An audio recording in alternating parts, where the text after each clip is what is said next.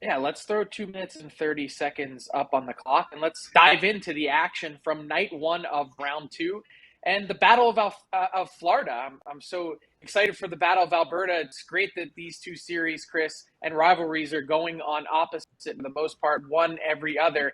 And the Tampa Bay Lightning jump out to a 1-0 series lead by virtue of their 4-1 win over the Panthers on Tuesday night. And so when you look at game one, Chris, what did we learn in this series?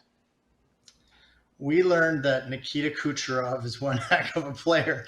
I mean, we knew that, of course, but he took over the game at times. I thought the game was fairly evenly matched for big parts of it, and it's going to be I'm sure it's going to be a long and hard fought series. But that play that Kucherov made, I think Aaron Ekblad is still looking for his pants on the ice somewhere. He deked him right out of his pants and slid it over to Corey Perry for the easy one.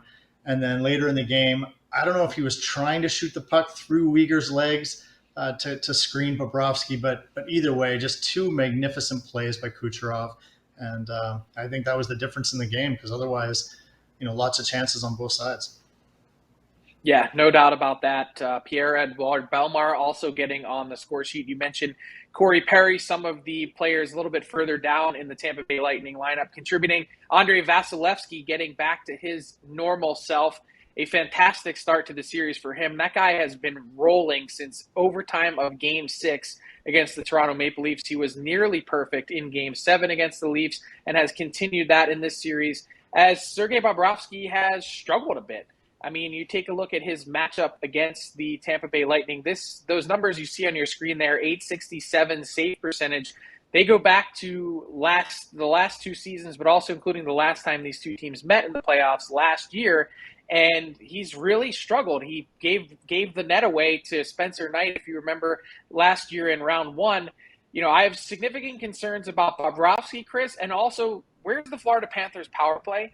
Now 0 for 21 so far in the postseason. There's been 5 teams previous to the Panthers that have gone 0 for in the first round. They all lost. None of them made it to the second round. So the Panthers are certainly unique in that stat category and department. But can they survive in this series without scoring with the man advantage? Yeah, that's a great question. I mean, here's a team that looked so good during the regular season, both 5-on-5 and on the power play in terms of scoring goals, and it just isn't there right now. They're just missing a beat. And then meanwhile, you look over at Tampa, and they're missing Braden Point, who would have made their power play even better. So, Florida's really got to pick it up, or they're going to be in trouble once Tampa gets Point back. With respect to Bobrovsky, like I actually thought he played pretty well last night. I mean, you can't fault him on the Perry goal where he's got just a tap in on a beautiful play. The Belmar goal, the Colton goal, they're both kind of a scrambly play in front of the net. And then Kucherov, again, that shot was elite. So, I don't think Bobrovsky was bad, but when you look at that overall body of work against Tampa, he does have to be better, no question about it. If Florida's going to have a chance in this series, they need Bobrovsky to match Vasilevsky as much as possible. Yeah, we had so many questions heading into the playoffs, Chris, about how the Panthers game would translate that high octane offense. They just have not looked like the same team so far in the postseason. I don't know. I think they might already be in trouble against the Tampa Bay Lightning in this series, the way that game one unfolded.